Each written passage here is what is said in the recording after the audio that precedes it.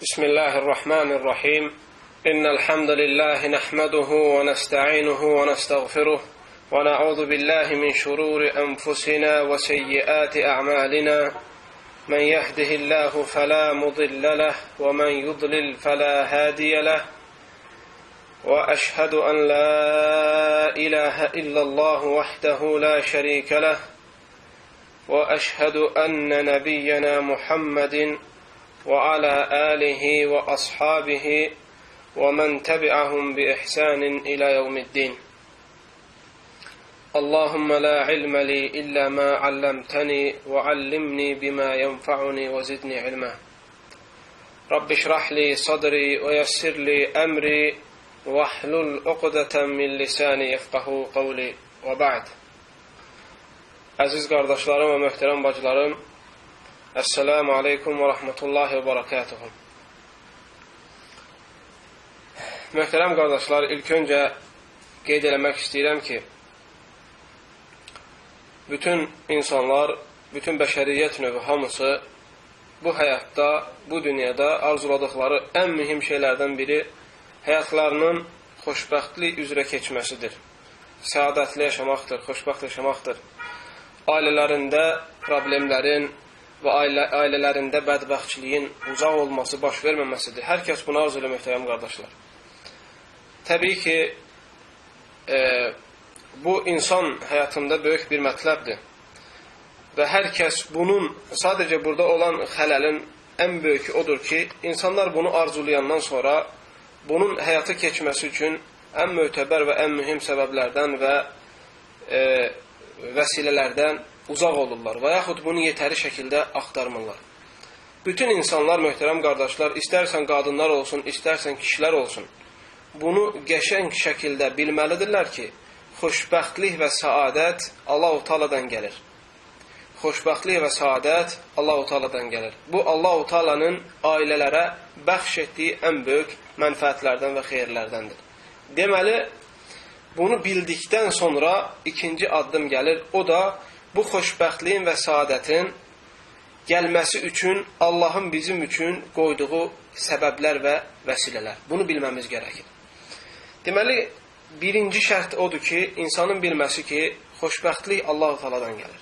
Bir insan əgər xoşbəxtliyin başqa tərəfdən gəlməyini düşünərsə, mənə elə gəlir ki, bunu ondan sonra nə qədər istəyirsən o xoşbəxtliyi təhqiq eləmək üçün vəsitələrdən və səbəblərdən istifadə etsin, o insan qəti şəkildə xoşbəxtliyi və saadəti əldə edə bilməz. Necə ki, bugün bəzi insanlar elə bilir ki, ailədə xoşbəxtliyin olmasının əsas şərti, əsas səbəbi malın, pulun olmasıdır. Və yaxud da gözəl evlərə sahib olmasıdır, gözəl maşınlara sahib olmasıdır və yaxud da zövcəsinin gözəl olmasıdır və yaxud da fiziki cəhətdən sağlam olmasıdır və s. kimi səbəblər. Təbii ki, möhtərəm qardaşlar, bunların hamısı ailə saadətinin səbəblərindəndir, lakin əsl deyil bu. Əgər bunları kim əsl edərsə, onda o zaman o insanlar əsl xoşbəxtliyi itirən insanlardan hesab olunur. Çünki əsl İlk öncə onu düşünmək lazımdır ki, xoşbəxtlik Allah-u Teala'dan gəlir insanlara. Ona görə İmam-ı Tirmizinin rivayət etdiyi sahih hədisdə Peyğəmbər sallallahu aleyhi və səlləm buyurur ki, Adəm övladı dünyaya gəlməməzdən qabaq, ana bətnində ikən 4 ay 10 günü tamamlandığında Allah-u Teala mələk göndərər və o insana ruh verilər, ruh üflənər. Sonra o insanın qəza və qədəri bəyan olunar. 4 şey yazılar o dünyaya gələn insanın alnına. Onlardan biri də nə idi möhtərəm qardaşlar? O insan xoşbəxt mi olacaq, yoxsa o insan bədbəxt mi olacaq? Təbii ki, bunları Allah-u Teala insan dünyaya gəldikdən sonra onların səbəblərini insanın qarşısına qoyur.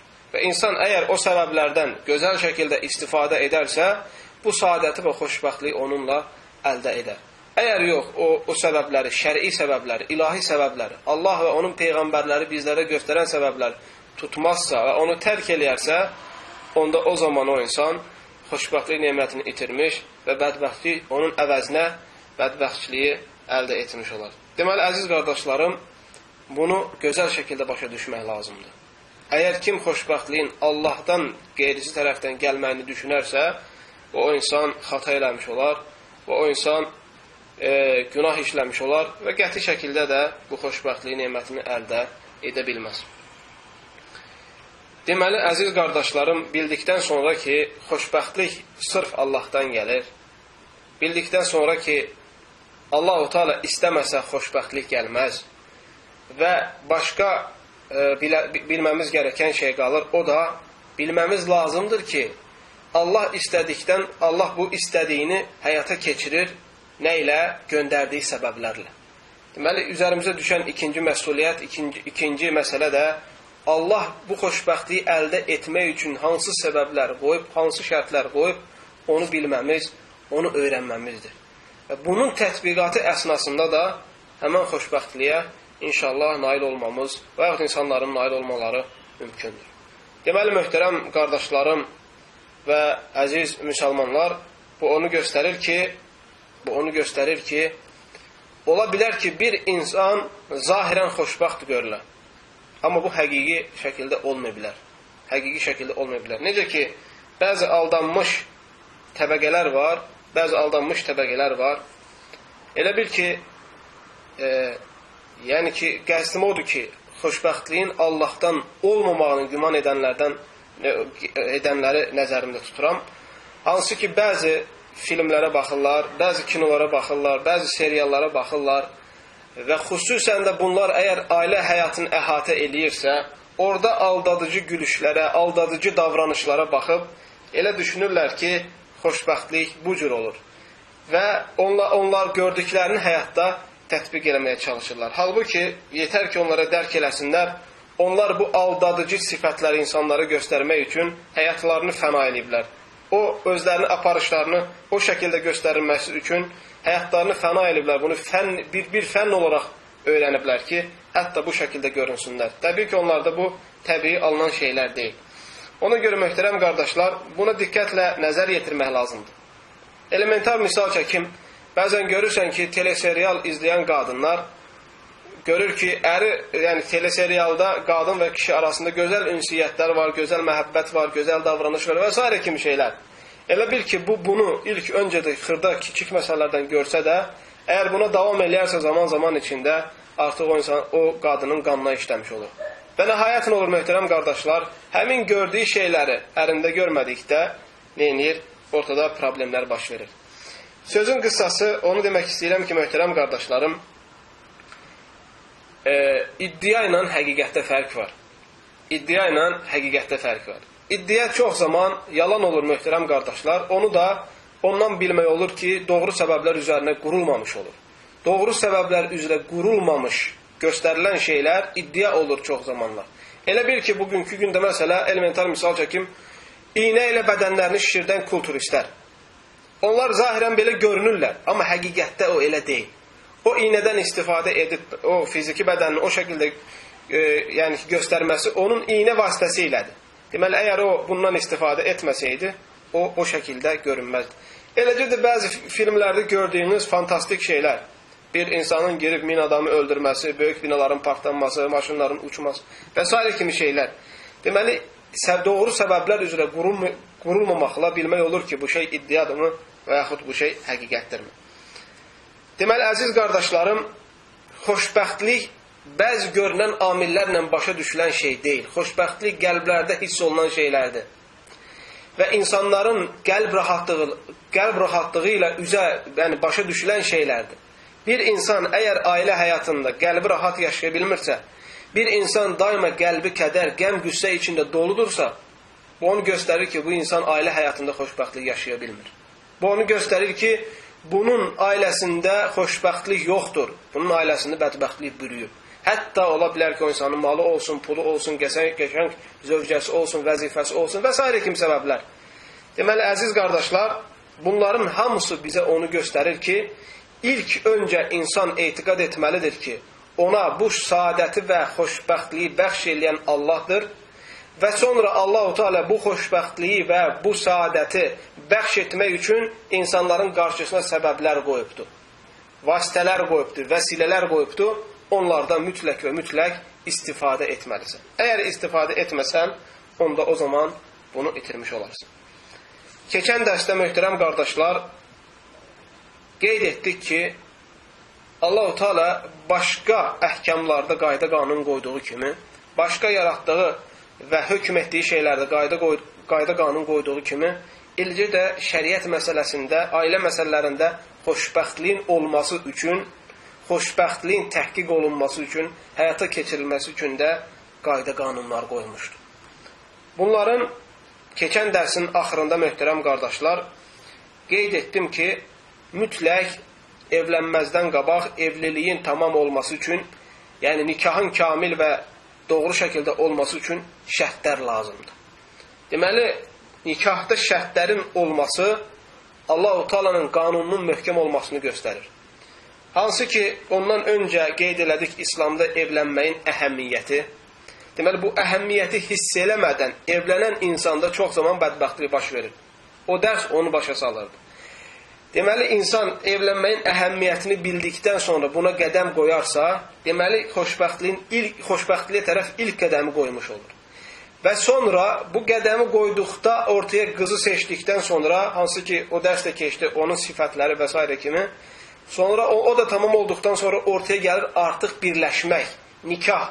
Hansı ki şəriətdə nikah deyildikdə nəzərdə o tutulur ki, möhtərəm qardaşlar, salih və sağlam ailə qurmaq üçün qadın və kişi arasında bağlanan müqavilə. Nikah dedikdə bu nəzərdə tutulur. Yəni, sağlam və möhkəm, sağlam və salih ailə qurmaq üçün kişi və qadın arasında qoyulan müqavilədən ibarətdir. Sağlam, nikah bu deməkdir.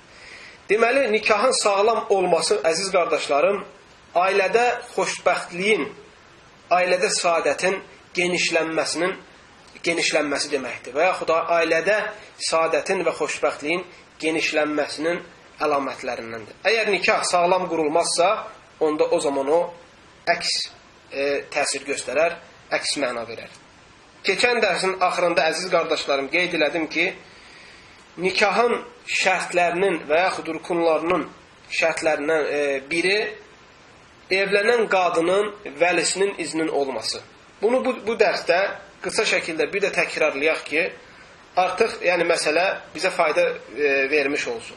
Çünki xatırlamaq müsəlmanlara, möminlərə fayda verir. Deməli, onu qeyd elədik ki, möhtərəm qardaşlar, keçən dərsin axırında nikahın və yaxud evlənməyin şərtləri əsnasında mütləq evlənən qadının vəlisinin izni lazımdır. İzinsiz qadın, vəlisinin izni olmadan qadın qəti şəkildə evlənə bilməz. Heç bir şəkildə evlənə bilməz. Mütləq evlənən qadının vəlisinin izni lazımdır.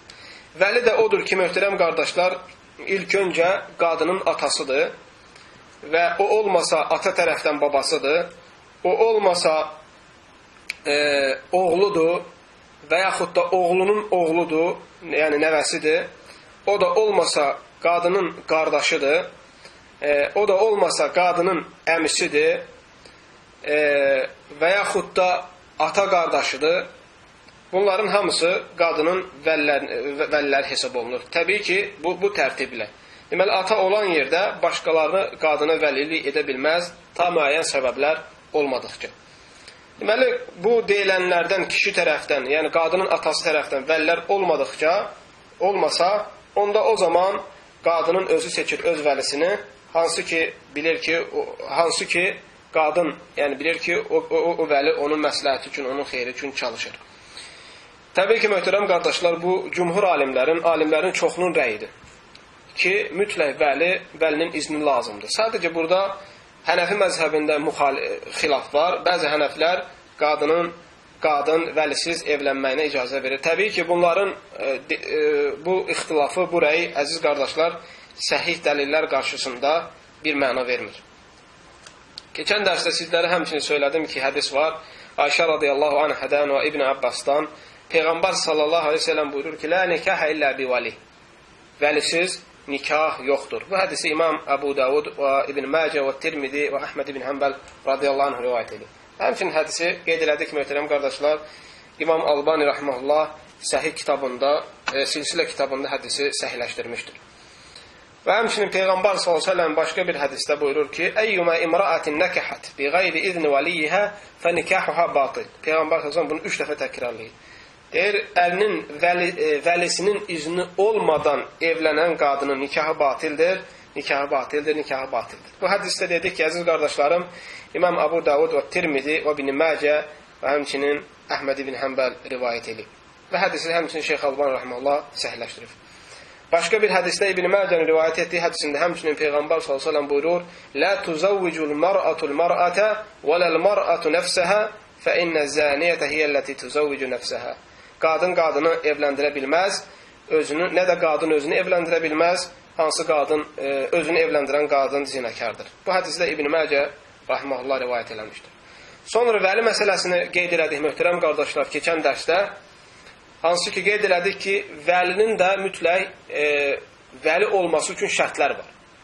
Vəlinin də şəriət baxımından vəli olması üçün şərtləri var. Birincisi, bu vəli olan adam həddi buluğa çatan adam olmalıdır.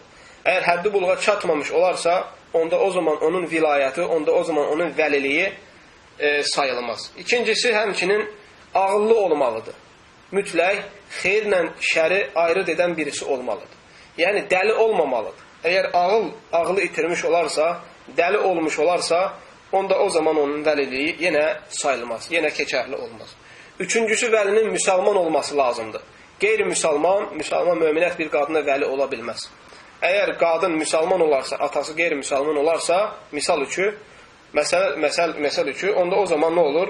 O atasının vəliliyi qızının üstündən düşmüş olur. Və həmçinin şərtlərdən möhtərəm qardaşlar, vəli mütləq kişi tayfası olmalıdır.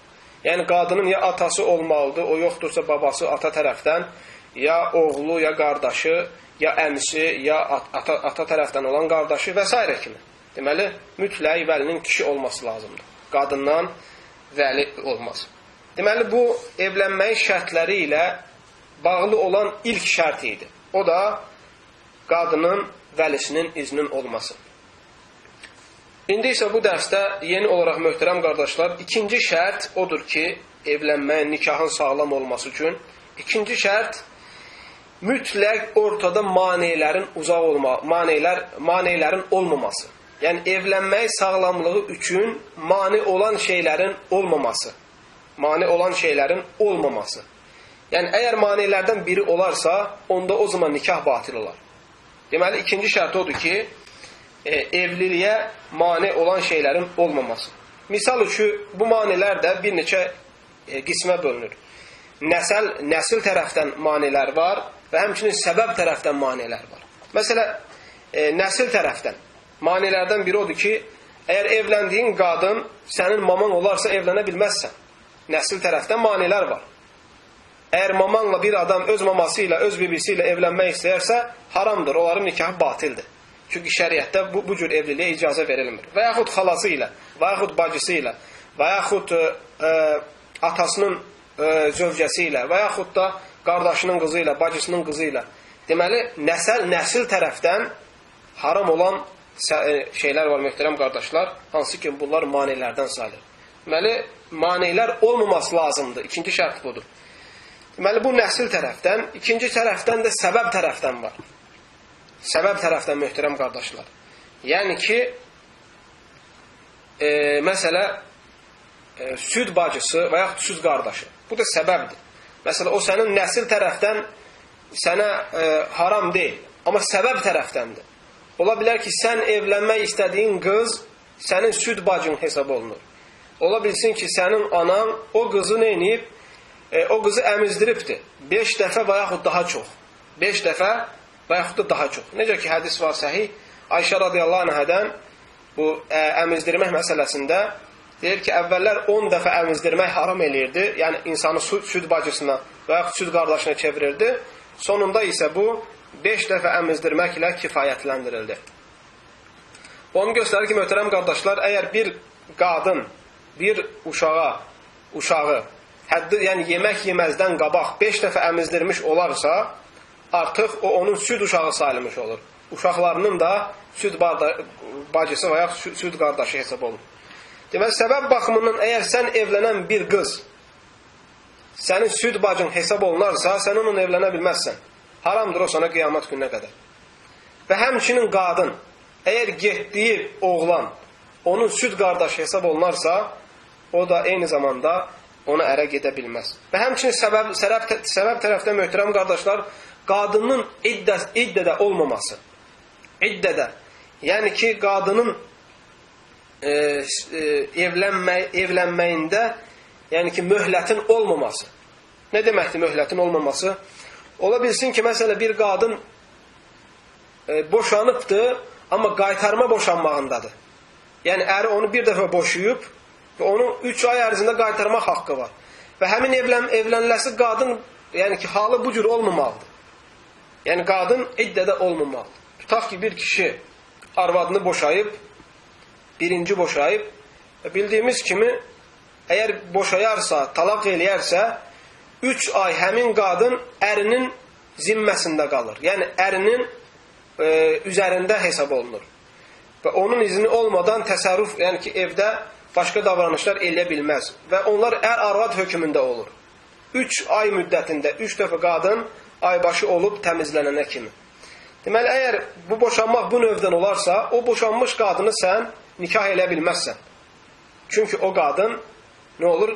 Möhlət içərisində olmuş olur.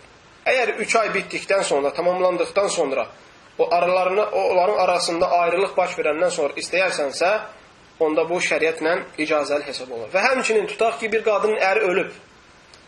Şəriət baxımından, əgər bir qadının əri ölərsə, o qadın gözləməlidir 4 ay 10 gün. 4 ay 10 gün tamamlandıqdan sonra baxır. Əgər hamilədirsə, onda uşağı doğana kimi o qadın iddədə möhlətdə sayılır.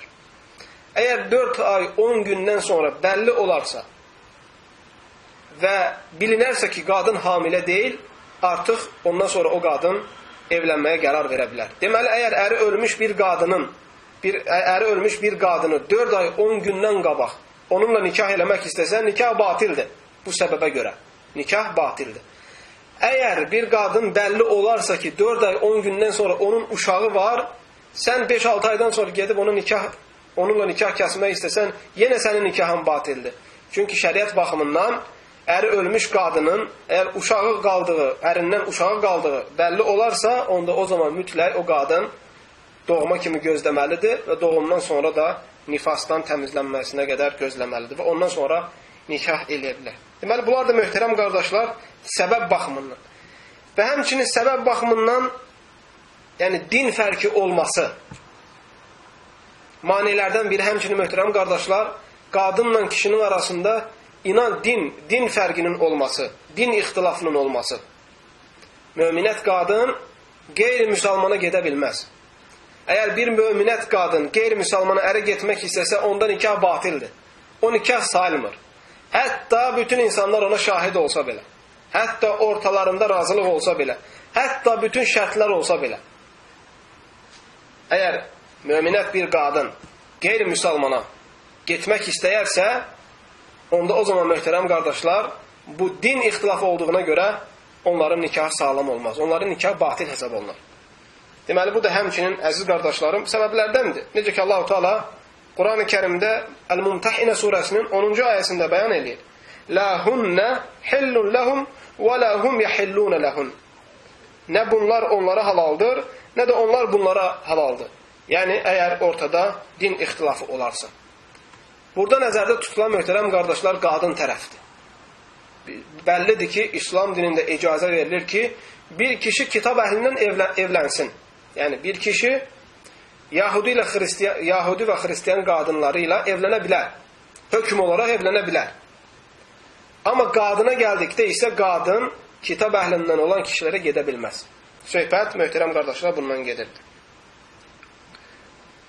Və həmçinin, əziz qardaşlar, nikahın şərtlərindən üçüncüsü isə qadın və kişi arasında razılığın olması. Qadın və kişi arasında evlənilmək üçün, evlənməyin tamamlanması üçün razılığın olması. Bu şərtə diqqət yetirin. Hansı ki, çox valideynlər bu şərtə çox olmasalar da, belə deyək, bəzi valideynlər bu şərtə riayət eləmirlər.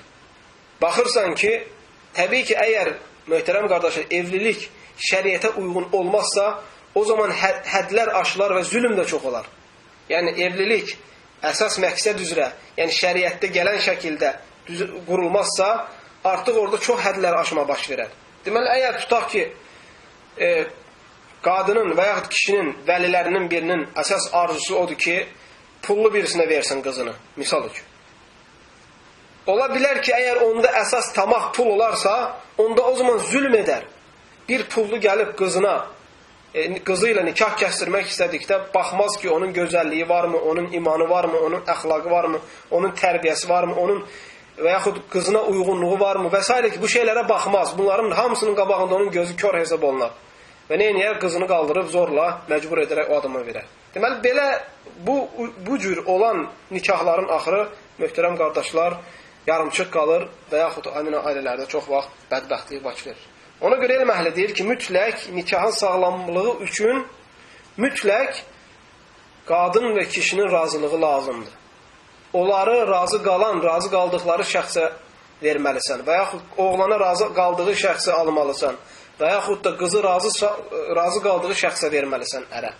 Yəni ki, bunları məcbur etməməlisən. Necə ki, möhtərəm qardaşlar, səhih hədisdə gəlmişdir. Peyğəmbər sallallahu aleyhi ve sellem buyurur, La tunkahul eyyimu hatta tusta'mar və la tunkahul bikru hatta tusta'dən. Qalu ya Rasulallah, keyfə iznuha? Qalə ən təskut. Peyğəmbər sallallahu aleyhi ve sellem deyir ki, bakirə olmayan qadın razılıq vermədikcə onu evləndirmək olmaz. Bakirə qadın ondan izin almadıkça onu evləndirmək olmaz. Deyirlər ki, ya Rasulallah, onun izni necədir? Yəni, bakirə qadının izni necədir? Necə izin verə bilər? Peyğəmbər s.ə.v deyir ki, onun susması. Yəni, onun susması izin alındıqda ki, sən filan oğlu filana gedirsənmi? Əgər bu halda susarsa, bu artıq dəlillərdəndir ki, və yaxud da bu, onun izninin əlamətlərindəndir. Burada elm əhli deyir ki, möhtərəm qardaşlar, əgər bakirə qadın olarsa, mütləq onun razılığı lazımdır. O da necə? Əgər nikah kəsən tələb etsə ki, sən filan oğluna getməyə razısanmı? O deməlidir ki, bəli razıyam. Bunun bəli razıyam kəlməsi onun razılığının əlamətlərindəndir. Əgər qadın bakirə olanda bəli razıyam deməyə utanarsa, çünki bunda bu praktika yoxdur. Bunda bu təcrübə, evlənmək təcrübəsi olmadığına görə ola bilsin ki, bəzi anlarda həya neynir, qalib gəlir və qadın tələffüz eləməyə utanır. Belə hallarda Peyğəmbər s.ə.v onların halını nəzərə alaraq deyir ki, əgər danışmağa razılığını dillə verməyə utanarsa, onda o zaman onun susmağı da onun izin əlamətlərindən hesab olunur. Deməli, əgər təbii məsələdir, hamının bildiyi məsələdir ki, əgər qadın evlənməyə razılıq verməzsə, anında neynər? Rədd eləyər və çığır bağır salar, səsküy salar ki, bu artıq ona getmir və yaxud onunla evlənməyə razı deyil. Çünki etiraza insan çox zaman utanmır, möhtərəm qardaşlar. Çox zaman insan etiraz eləməyə utanmır. Məsələn, elementar misal, bir adamın evinə qonaq getdikdə utanır deməyə ki, acam yemək gətir. Amma yemək gəldikdə toxdursa, yemirəm deməyə utanmır. Deməli, çox zaman etiraza gəldikdə isə, yəni ki, çox həya məsələləri tətbiq olunmur. Ona görə elm əhli deyir ki, onun susması, Peyğəmbər s.ə.v hədisinə görə, onun izninin əlamətlərindəndir. Bu da onu göstərir ki, möhtərəm qardaşlar, onlardan izin almalıdır müsləh vəliləri. İzin almadan, onların rəyini bilmədən, onları məcbur eləmək ailə bədbəxtçiliklərindən və yaxud ailədən səadətin getməyinin əlamətlərindən biridir. Əgər bakirə olmazsa qadın, onda o zaman mütləq onun razılığı da lazımdır. Hətta bakirə olmasa belə onu da yenə ərə zorla vermək olmaz. Sadəcə burada onun razılığının şərtlərindən elm əhli deyir ki, mütləq dili ilə razılığını bildirməlidir. Əgər qadın bakirə olmazsa, onun susması razılığının əlaməti deyil.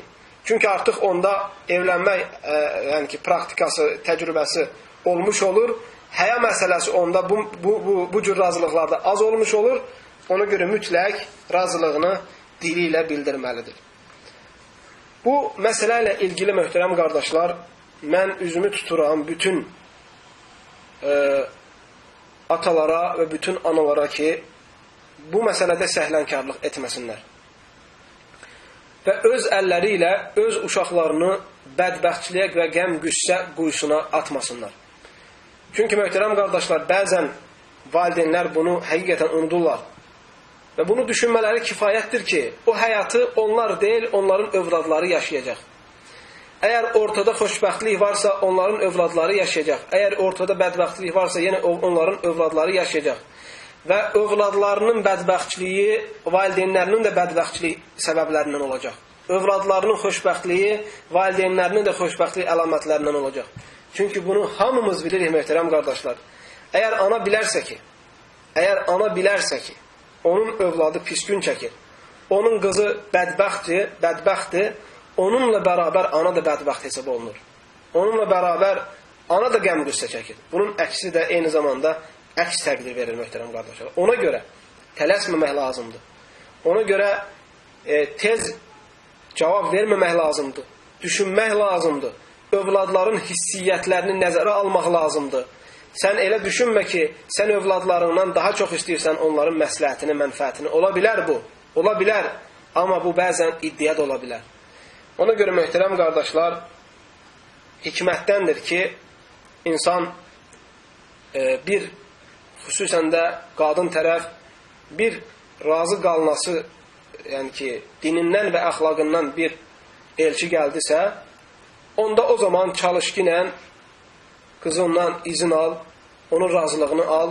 Əgər sənin nəzərinə görə o gələn kişi ola bilsin ki, qız tanımır, ola bilsin ki, yəni ki, müəyyən cəhətdən xoşuna gəlmir, amma sənin nəzərinə görə o adam şəriətə görə, dinə görə uyğun birisidir, onda ən azından sənin nəzərinə görə bu münasib birisidirsə, onda ən azından iqna etməyə çalış.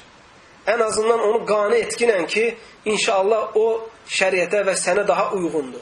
Yəni birbaşa söhbət onunla gedir ki, onu saymırsan, qadının, yəni qızın hissiyyətlərini nəzərə almırsan və onu balaca görürsən, onun düşüncələrinin əhəmiyyəti və önəmi olmadığını düşünürsən və elə bil ki, hər şey sənin əlində olduğunu düşünərək sən neynəyəsən, artıq qızını ərə verdiyin qərarına gəlirsən. Belə olmamaq lazımdır. Möhtərəm qardaşlar, analar və atalar buna nəzər yetirməlidir mütləq. Çünki insan ilk günündən qəlbi qırıq olarsa evlənmək məsələsində, ilk günündən qəlbi qırıq olarsa və ondan əmin olmaq lazımdır ki, həmin o qırıqlığı sonra düzəltmək çox çətindir. Həmin o qırıqlığı sonra düzəltmək çox çətindir. Ona görə gərək valideynlər öz əlləri ilə öz övladlarını bədbəxt eləməsinlər və yaxud da onların bədbəxt olmalarına səbəb olmasınlar. Bu ilahi qanunlardır, möhtərəm qardaşlar. Əgər bu qanunlar tətbiq olunarsa, inşallah əmin olmaq lazımdır ki, o ailədə xoşbəxtlik və saadət genişlənəcək və yayılacaqdır. Və həmçinin, əziz qardaşlar, nikahın dördüncü şərti isə mütləq nikahda şahidlik edənlər olmalıdır. 2 nəfər, 2 kişi olmalıdır. Mütləq 2 kişinin nikaha şahid olmaları lazımdır. Əgər şahid olmadan nikah qıyılarsa, əgər şahid olmadan nikah kəsilərsə, o nikah batil hesab olunur. Şəriətə görə o nikah batil hesab olunur. Mütləq ortada 2 şahidin olması lazımdır. Necə ki, Peyğəmbər sallallahu aleyhi və səlləm buyurur ki, "Lə nikahə illə bivali və şahidey adil." 2 ədalətli şahid olmadıqca və vəli olmadıqca kəsilən nikah batildir, kəsilən nikah sayılmır. Burada, möhtərəm qardaşlar, 2 kişinin olması lazımdır. Bu vəlilərdə də şəriətdə şərt var. Yəni, hər kəs şahidlərdə də, möhtərəm qardaşlar, şəriətdə şərtlər var. Hər kəs şahid ola bilməz. Yəni, hər kəsi nikaha gətirib şahid tuta bilməzsən. Ona görə ki, bəzilərinin şahid olması da, bəzilərinin şəriətə uyğun olmayanların, şəriətdə olan şərtlərlə olmayanlara şahid olması da, möhtərəm qardaşlar, ailədə bədbəxtçiliyin, qəmin qüssənin çoxalmasının əlamətlərindən ola bilər.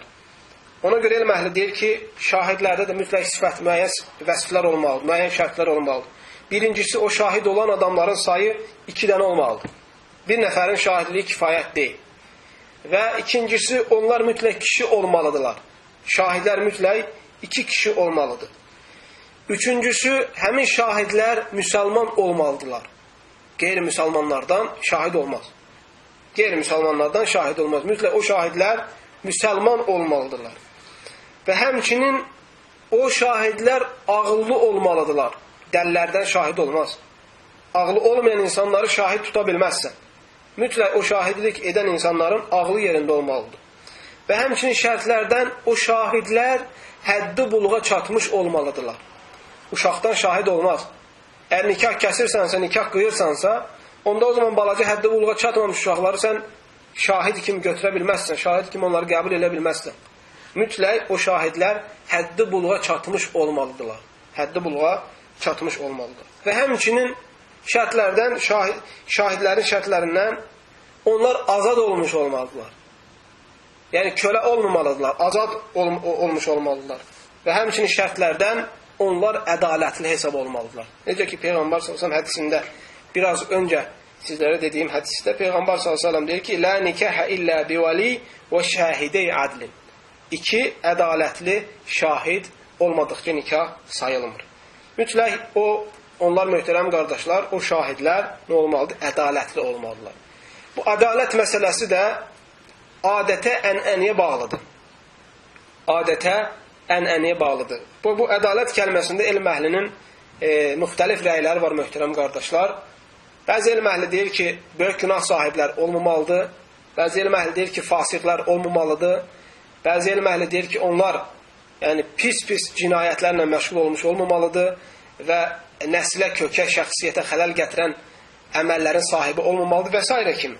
Deməli, burada əsas hökm el adətinə, adət-ənənəyə görə baxılır. Çünki ədalət bəzi ölkələrdən və yaxud bəzi millətlərdən bəzi millətlərə fərq var. Məsələn, ədalət baxımına gəldikdə, keçmiş dövrdə, məsələn, qərb müsəlman ölkələrində, məsələn, Əndolosda və başqa yerlərdə, Məğribdə, Cəzairdə və yaxud da Misirdə və yaxud da Tunisdə və s. kimi Afrika və yaxud qərb zonasında yerləşən müsəlman hökumətlərində, məsələn, bəzi şeylər orada, bəzi adətlər var idi ki, onu yerinə yetirənləri ədalətsiz kimi baxarlardı. Məsələn, bir kişinin başı açıq-saçıq gəzməsi onlara görə ədalətsizlik idi.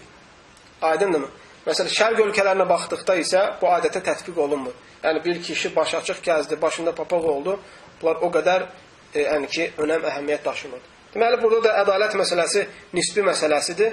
Lakin nəzərə almaq lazımdır ki, o şahidlər nə qədər Allahın dinindən, nə qədər təqvalı insanlar olsa, o qədər şəriətə daha uyğundur, o qədər Allaha daha razı qalan şəkildə olur.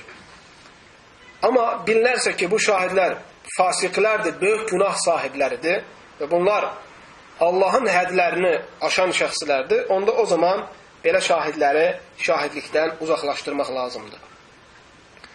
Və həmçinin möhtərəm qardaşlar, o şahidlərdə tələb olunan şeylərin biri də onlar mütləq eşitməlidirlər. Və bu evlilikdə əsas məqsədi bilməlidirlər. Əgər onlar eşitməsələr, yəni ki, nikah kəsənin onların arasında qoyan şərtini, onların şahid durmaları doğru deyil. Və yaxud da sayılmır. Və yaxud da bu evlilikdən nə qəsd olunur onu bilməsələr, yenə də onların şəhadəti qəbul olunmur. Misal üçün, məsələn, bir adam əgər, məsələn, tutar ki, bir otaqda nikah kəsilir, qız da var, oğlan da var, vəli də var, nikah kəsən də var, amma 2 dənə şahid də var, amma ikisi də yatırlar. Məsələn, o deyə bilməz ki, bu yatanlar da şahiddir.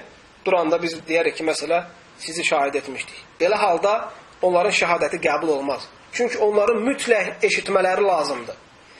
Və eyni zamanda evlilikdən qəsdi bilməkləri lazımdır. Yəni ki, necə ki, sizə biraz sonra gətirəcəm, evliliyin şərtlərindən biri də həmçinin, uslubu əbədi olması lazımdır.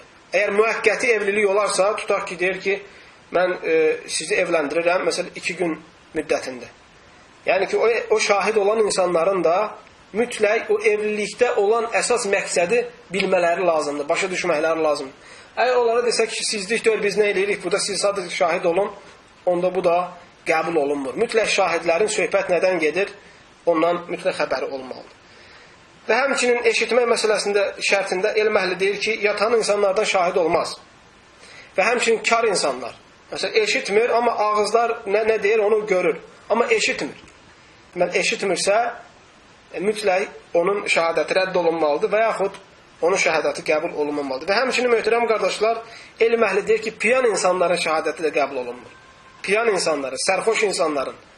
Çünki onlar, yəni ki, öz ağılları yetəri şəkildə onlarda olmadığına görə, səhv qərar vermə ehtimalı olduğuna görə, qatışdırdığına görə və üstəlik də fisk əlamətlərinin olduğuna görə sərxoş insanların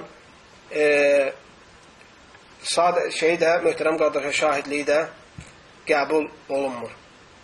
Və həmçinin möhtərəm qardaşlar, nikahın şərtlərindən, əziz qardaşlarım, həmçinin nikahın şərtlərindən nikah kəsilmək üslubunun əbədi şəkildə olması. Nikah kəsilmək üslubunun əbədi şəkildə olması. Bu nə deməkdir? Yəni, ortada olan müqavilənin əbədi şəkildə qeyd olunması. Ortada olan müqavilənin əbədi şəkildə qeyd olunması. Bu onu göstərir ki, möhtərəm qardaşlar, nikahı müəyyən zamanlara bölmək olmaz. Nikahı müəyyən zamanlara bölmək olmaz. Yəni, əgər bir insan nikah kəsdirərsə müəyyən bir müddətə, onun nikahı batildir. Hansı ki, ona bugünkü gündə möhtərəm qardaşlar, nikah-ül mut'a deyilir. Yəni, siğa nikahı. Siğa nikahı. Mütləq nikahda müqavilə əbədi şəklində olmalıdır. Yəni, madəm ki, siz həyatda yaşayırsınız və sizin evliliyiniz yaşamaq sürəsində nə qədər ki yaşayırsınız, onların hamısında yəni ki, davam etməlidir deyə. Bu üslubda olmalıdır. Əgər müəqqəti bir zaman təyin olunarsa, onda o zaman o nikah batil olar. Və burada, möhtərəm qardaşlar, nəzərinizə çatdırmaq istəyirəm ki, bugün siğa nikahı deyilən rafizlərdə məşhur olan bir məsələ var. Və bu məsələdə şək şübhə yoxdur ki, bu məsələ səhih sünnədə və alimlərin icması ilə bu məsələ haramdır. Çünki burada əslində muta haqqında, siğa haqqında söhbət eləmək yəni ki, istəmirəm ona görə ki, söhbətimiz siğa nikahı ilə bağlıdır. Lakin nəzərinizə çatdırmaq istəyirəm ki, yəni bugünkü gündə bəzi rafizlər bunu çalışır ki, yəni ki, qardaşlarımıza bəyan eləsin ki, bu icazəlidir, bunda problem yoxdur. Onu demək istəyirəm ki, bunda qəti şəkildə şəkliniz şübhəniz olmasın ki, siğa haram nikahlardandır. Siğa haram nikahlardandır.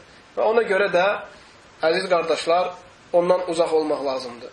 Və bu, İmam Müslim, rahiməhullah, səhih kitabında Əli radiyallahu anhudan rivayət edib ki, Peyğəmbər sallallahu aleyhi və səlləm siğa nikahını, ev eşrəklərinin ətini Xaybər döyüşündə haram etmişdir. Xaybər döyüşündə haram etmişdir. Bilirsiniz ki, möhtərəm qardaşlar, Xaybər döyüşü də hicrətin 7-ci ilində baş vermişdir. Və həmçinin Səbratül Cühəni radiyallahu anhudan rivayət var. Deyir ki, Peyğəmbər sallallahu aleyhi və səlləm Məkkəni fəth eləyən ilsi, yəni hicrətin 8-ci ilində deyir ki, ey insanlar, mən sizə siğa üçün, yəni qadınlarla siğa nikah etmək üçün izin vermişdim əvvəllərdən. Və artıq Allah-u Teala onu qiyamət gününə kimi haram eləyir. Artıq Allah-u Teala onu qiyamət gününə kimi haram etdi. Və kimdə o siğa qadınlarından kimsə qalıbsa, onu azad eyləsin. Və onun müqabilində verdiyi puldan, maldan da heç nə götürməsin. Bu hədisi də həmçinin İmam Müslim rivayət eləmişdir, möhtərəm qardaşlar. Burada açıq-aşkar bəllidir ki, Peyğəmbər s.ə.v onun qiyamət gününə kimi haram olduğunu qeyd edir.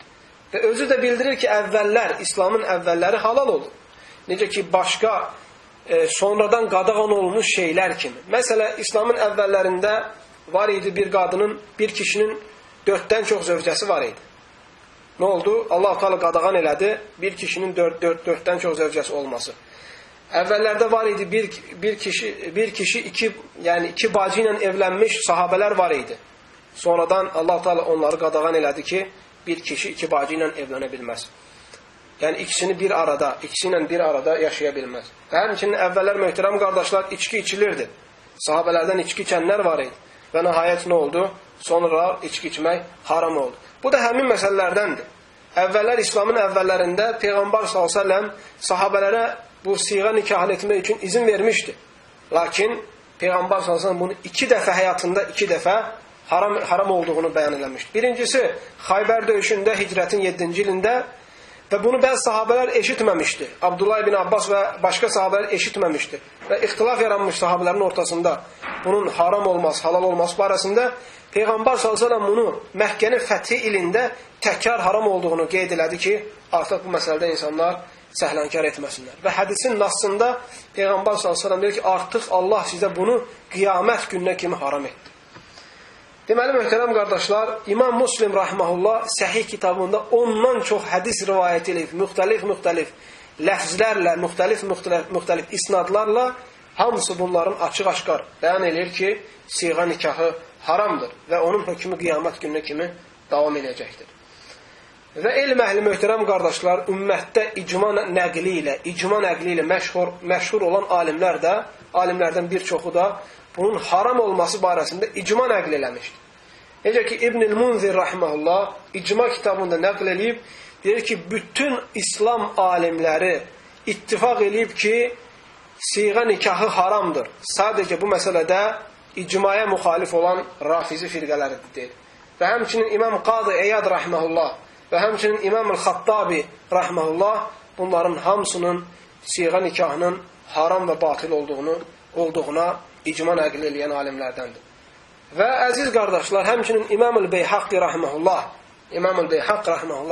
Cəfər-ü Sadiqdən rivayət eləyir ki, Cəfər-ü Sadiq rahimehullah soruşulur ki, nikah mütası, yəni siğa nikah haqqında nə deyirsən?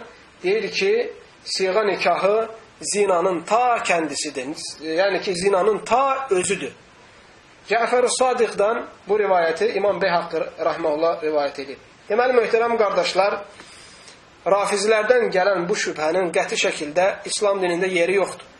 Kitaba, sünnətə və icmaya müxalif olan heç bir fikrin dəyəri, qiyməti, çəkisi yoxdur İslam dinində. Ona görə əhl-i beytə baxsaq, görərik ki, onlarda da əslində ixtilaf yoxdur bu siğa nikahının haram olması barəsində. Onlardan ən məşhuru əhl-i beytin içində, əhl-i beyt imamlarının içində ən elmlə məşhur olanlardan biri kim idi, möhtərəm qardaşlar? Cəfər-ü Sadiq. İmam-ül Beyhaqi səhih rivayətlə, səhih isnadla ona rivayət edib ki, soruşulur onun haqqında. Siğa nikahı haqqında soruşulur. Deyir ki, siğa nikahı zinanın ta özüdür. Ona görə möhtərəm qardaşlar, bugünkü gündə hətta onun icazə olmasını iddia eləyənlərin həyat tətbiqatına baxsaq, görərik ki, onların feilləri bunu təkzib eləyir. Onların feilləri bunu təkzib eləyir, bunu yalanlayır. Gəlin baxaq, bugün siğanın icazə olmasını deyən əmmaməllərin halına. Hansı əmmaməlini bugün görmüşük ki, qızını verir kiməsə siğaya və yaxud nəvəsini verir kiməsə siğaya. Möhtərəm qardaşlar, bunu hər bir əmmaməli deyə bilərsiniz ki, hansı, yəni ki, onların tarixində biri qaldırıb qızını verib ki, ay kişi, Allah sən götür bununla siğa nikah eləyinin. Xeyr, möhtərəm qardaşlar. Amma onların özlərinə gəldikdə hərisdirlər ki, başqaların qızları ilə siğa nikah eləsinlər. Bu onu göstərir ki, hətta bunlar bu barədə hədislər uydursalar belə, həqiqətli tətbiqata gəldikdə isə onlar ondan ən uzaq olan adamlardır. Ona görə Allah Teala Quran-ı Kərimdə buyurur: "Ətə'murunən-nəsə bil-birri və tənsəvnə enfusakum və entum tətlunəl-kitab." Siz insanları xeyrə çağırıb özünüzü unutursunuz. Yəni insanlara deyirsiniz ki, gəlin bunu eləyin, bunu eləyin. Siz kitab oxuduğunuz halda, şəriət oxuduğunuz halda siz özünüz bunu eləmirsiniz. Onların halı buna bənzəyir, möhtərəm qardaşlar. İnsanları bunun şəriətdən olduğunu, bunun dindən olduğunu, hətta bunun bu nikahın, bu siğanın dinin rükunlarının olduğu haqqında hədislər rivayət edirlər. Özlərinə gəldikdə, onların tətbiqatına gəldikdə isə ondan ilk növbədə üz çevirənlərdəndirlər. Ona görə aldanmamaq lazımdır, əziz qardaşlar. Aldanmamaq lazımdır. Və bu şəriət olsaydı, Peyğəmbər sallallahu aleyhi və səlləmlə və onun ən xeyirli bəşəri, Peyğəmbərdən sonra ən xeyirli insanlarla, sahabələrindən bu barədə bizlər üçün nəql gəlmiş olar. Söhbətimiz dediyim kimi, əziz qardaşlarım, ümumiyyətlə siğa haqqında deyil. Əgər siğa haqqında olsa, dəlillər çoxdur kitab və sünnədən və sələf-ü salihin sözlərindən. Onların hamısını sizlərə mən rahatca xatırladardım ki, hətta şək şübhə olmasın. Amma bu məsələyə görə vaxtı keçirməyi heç münasib görmədiyimə görə heç bunları da danışmaq nəzərimdə yox idi. Lakin dəqiqləşdirmək üçün, hətta qəlbimizin daha rahat olması üçün bunları sizlərə xatırlatdım.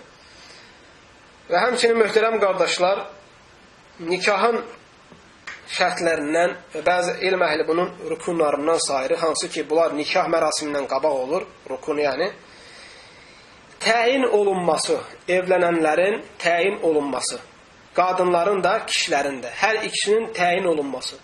Yəni bunlar təyin olunmazsa, məchul olarsa, bilinməz olarlarsa, onda o zaman nikah batil olar. Misal üçün, bir kişinin tutaq ki 5 dənə qızı var. Oğlana deyir ki, səni mən qızımla evləndirdim. Və təyin eləmir ki, hansı qızı ilə evləndirdi. Ya adı ilə, ya da vəsfi ilə. Əgər bu şəkildə deyərsə, o nikah sayılmaz, o nikah batil hesab olunur. Ya onu adı ilə təyin eləməlidir ki, misal üçün, mən səni qızım Fatimə ilə evləndirirəm. Və yaxud mən səni qızım Xədicə ilə evləndirirəm. Və yaxud mən səni qızım Ayşə ilə evləndirirəm. Ya adı ilə təyin eləməlidir, ya da ən azından vəsfi ilə. Deməlidir ki, məsələ, mən səni böyük qızımla evləndirirəm. Və yaxud da mən səni ortancı qızımla və yaxud da kiçik qızımla evləndirirəm. Deməli, mütləq möhtərəm qardaşlar, təyin olunmalıdır. Həm kişi, həm də qadın. Əgər təyin olunmazsa, onda o zaman yenə nikah sağlam olmaz. Və burada bir məsələyə möhtərəm qardaşlar toxunmaq istəyirəm. Bu da internet vasitəsilə evlənmək məsələsi. Hansı ki, bugünkü gündə bu bəzi cəmiyyətlərdə artıq yayılmış şəkildədir. İnternet vasitəsilə tanış olurlar və ortada yəni ki, bununla evlənməyə qədəm qoyurlar. Bu, möhtərəm qardaşlar, doğru deyil. Çünki sən kamera vasitəsilə gördüyün birisi həqiqətdə sən gördüyün kimi olmaya bilər. Və sən eşitdiyin səs montajlanmış ola bilər, sən eşitdiyin kimi olmaya bilər. Və yaxud da orada deyilən, sənə dediyi şəxsi vəsfləri sən qəbul etdiyin şəkildə olmaya bilər. Ona görə də hansı şeylərdə şər də var, xeyir də var, onda o zaman onu tərk etmək daha yaxşıdır. Çünki şəriətdə qayda var ki, dər'ul məfəsidi muqaddamun alə cəlbil məsalih. Şəri uzaqlaşdırmaq, xeyri gətirməkdən daha qabaqdadır. Deməli, belə hallarda ehtimal var ki, bunlar alınmasın. Ona görə möhtərəm qardaşlar, internet vasitəsilə evlənməkdən qəti şəkildə uzaq durmanızı tövsiyə edirəm. Və həmçinin möhtərəm qardaşlar, gərək nikahın sağlamlıq şərtlərindən biri də gərək nə evlənən, nə də evləndirilən, yəni ki, ehramda olmamalıdır. İstər hac ehramı olsun, istərsən ümrə ehramı olsun. Onlar mütləq gərək ehramdan uzaq olmalıdır. Əgər istər qadın olsun, istər kişi olsun, istər nikah kəsən olsun, istər şahid duran olsun, bunların hər hansı biri ehramda olarsa, onda o zaman o nikah batil olar. Necə ki, səhih hədisdə gəlmişdir İmam-ı Tirmidinin və Əbu Davudun və İbn-i Məcənin və İmam-ı Nəsəinin rivayət etdiyi hədisdə Peyğəmbər s.ə.v deyir ki, Lə yənkihul muhrim, ehramda olan nikah edə bilməz, və lə yunkah, nə də nikah oluna bilməz ona, və lə yaxtub, nə də neyə bilər möhtərəm qardaşlar, onun üçün nikah bağlaya bilməz. Bu hədisi İmam Şeyx Albani rahiməhullah səhihləşdirmişdir. Və həmçinin əziz qardaşlarım, nikahın şərtlərindən nikahın deyilmək üslubunda qəbulun, yəni ki, aşkar olunması. Yəni, mütləq bu üslub lazımdır ki, sən filan oğlu, sən ey oğlan, yəni adı ilə sən ey filan, filanın qızı filanla evlənməyə razısanmı? Bu şəkildə və mütləq o biri tərəfdən də razıyam və yaxud da bayaq keçən təfsilat şəkildə olması lazımdır. Əgər bunlar olmasa da, yəni ki, alıram, verirəm söhbət olmasa da yenə nikah sayılmır. Möhtərəm qardaşlar, bu sizə söylədiyim qısaca nikahla ilgili olan, nikahın sağlam olması üçün ilgili olan şərtlər və rükunlardan ibarətdir. Allah Taala'dan istəyirəm ki, bizləri eşidib faydalardan etsin. İndi möhtərəm qardaşlar, bu münasibətlə bu nikahdan sonra olan evliliğin bəzi ədəblərinə sizlərə qısa şəkildə bir 2-3 dəqiqə ərzində sizlərə xatırlatmaq istəyirəm. Birincisi bu, lazımdır ki, mütləq insan gərək nikahı elan eləsin. Bunlar ədəblərdəndir, möhtərəm qardaşlar. Şərtlərdən və rükunlardan deyil. Gərək evlənən insanlar nikahı neynəsin? Elan eləsin. Gizlincdə evlənməsinlər. Bu ədəblərdən deyil. Bugün bu da bəzi yerlərdə yayılmış, demək olar ki, bəlkə desəm xata etmiş olmazam, xəstəliklərdəndir bu. Hansı ki, gedir, qız tapır və ortada razılıq olur, düzdür, şahid olur, vəli olur, hamısı olur, amma gizlindən evlənir. Ki, hətta xəbər yayılmasın. Ola bilsin ki, yəni bunu çox zamanda möhtərəm qardaşlar ikinci evlilikdə bunu eləyirlər. Ki, hətta xəbər birinci zövcəsinin qulağına çatmasın və yaxud da birinci zövcəsinin ailəsinin qulağına çatmasın və yaxud da özünün ailəsinin qulağına çatmasın və ortada problemlərdən qorxur. Deməli, möhtərəm qardaşlar, bu ədəblərdən deyil. Bu ərkanlardan deyil. Bu gözəl tərbiyədən və əxlaqdan deyil. Mütləq evlənən insan nikahı elan etməlidir. Yəni ki, bu vacib olmasa da, şərt olmasa da, heç olmasa bu gözəl ədəbə riayət etməlidir. Çünki hədis var, möhtərəm qardaşlar. İmam-ı Tirmidinin və Əhməd ibn Həmbəlin, həmçinin Musnad kitabında və İmam Hakimin Mustadrak kitabında rivayət etdiyi hədisdə Peyğəmbər s.ə.v deyir ki, Ə'linun nikah, nikahı elan edin. Yəni siz evləndiyinizi insanlara yayın ki, siz evlənirsiniz. Bu, onu göstərir ki, möhtərəm qardaşlar, gizli evlənmək, elan etmədən nikah qıymaq, bunlar bəyənilən əməllərdən deyil. Və həmçinin demək olar ki, ədəblərdən deyil. Və həmçinin ədəblərdən möhtərəm qardaşlar, evlənəndə insan toy eləməsi. Bu da ədəblərdəndir. Peyğəmbər sallallahu aleyhi və səlləm Buxaridə, Müslimdə gələn hədisdə buyurur ki, Əcibu hədihi də'və idə du'itum ləhə. Deyir, toya çağırıldıqda, toya dəvət olunduqda bu dəvətə icabət eləyin. Bu dəvətə icabət eləyin. Ona görə elməhəl deyir ki, insan toya çağırlarsa, oraya getməsi, o dəvətə icabət eləməsi mütləq vacibdir. Bu onu göstərir ki, əgər getmək vacibdirsə, bunu eləmək də mütləq ədəblərdən və gözəl əməllərdəndir. Başqa bir hədisdə möhtərəm qardaşlar, Abdurrahman ibn Avfun hədisində, necə ki, Peyğəmbər s.ə.və gəlir, Abdurrahman ibn Avf deyir ki, evlənmişəm ya Rasulallah. Peyğəmbər s.ə.və deyir ki, əvlim vələv bişəh. Deyir, bir qoyun olsa belə, kəs onunla özünə toy eləyinin. Bir qoyun olsa belə, kəs onunla özünə toy eləyinin. Bu hədisi İmam Muslim rivayət edir, möhtərəm qardaşlar. Bu onu göstərir ki, insan gərək, yəni ki, toyun daha yaxşı, daha gözəl olması üçün, evlənməyin daha gözəl, daha yaxşı olması üçün toy eləsin. Təbii ki, möhtərəm qardaşlar, başqa bir hədisdə həmçinin gəlir, Peyğəmbər s.ə.v buyurur, İdə du'iyə əhədukum iləl-vəlimə fəlyəstəcib ləhə və yaxud fəlyətihə. Sizdən biriniz toya çağırıldıqda ona neynəsin? İcabət eləsin, o toya gəlsin. Elm əhli deyir ki, elm əhlinin çoxu deyir ki, möhtərəm qardaşlar, insan toya dəvət olunarsa, onun ora mane yoxdursa, getməsi, bu dəvətə icabət eləməsi vacibdir. Bu hədisə görə ki, Peyğəmbər s.ə.v deyir, sizdən biriniz toya çağırıldıqda, mütləq ona icabət eləsin, mütləq o toya getsin. Lakin, şərt qoyur elm əhli, mane olmadıqca, əgər mane varsa, getməyə bilərsən. Bu manilərdən bəziləri sənin özünə qayıdır və bəziləri də o toyun özünə qayıdır. Sənin özünə gələ bilər, üzürlü ola biləsən. Tutaq ki, xəstəsən. Və yaxud da tutaq ki, sənin evinə elə qonaq gəlib ki, onu tərk elə bilməzsən, də onu ora parmağın münasib deyil. Deməli, üzür olduğu zaman getmirsən. Və həmçinin toy ilə ilgili. Əgər sən getdiyin toyda münkərlər varsa, sən ona icabət etməməlisən. Demirəm, etməyə bilərsən. Vacibdir ki, getməyəsən.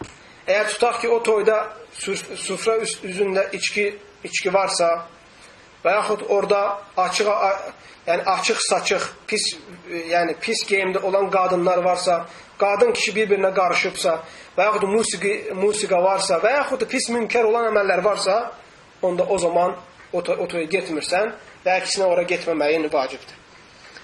Deməli, həmçinin ədəblərdən möhtərəm qardaşlar, lazımdır ki, toylara kasıblar da dəvət olunsun. Sadəcə varlılar deyil. Peyğəmbər sallallahu aleyhi ve sellem buyurur ki, şərrut ta'ami ta'amul vəlimə yud'a ləhəl əğniyə və yutrakul fuqara. Peyğəmbər sallallahu aleyhi ve sellem deyir ki, ən şərli yemək o toyların yeməyidir ki, ora sadəcə varlılar dəvət olunur və kasıb insanlar tərk olunur. Ən şərli yemək o toyda yeyilən yeməkdir. Ona görə əziz qardaşlar, bu böyük ilahi bir əmri, ilahi bir yönəltməyi gərək unutmayaq.